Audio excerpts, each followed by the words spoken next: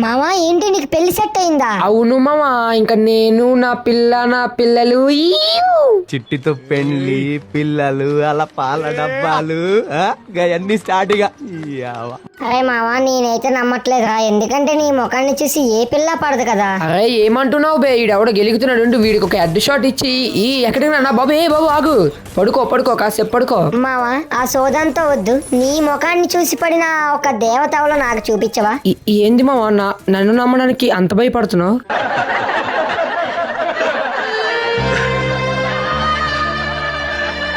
సరే మామ, నువ్వు కాకుండా మన సబ్స్క్రైబర్స్ ఇంకెవరు అడిగినా సరే నేను చూపిస్తా మామ, రేపే చూపిస్తా, కామెంట్ చేయమని మామ.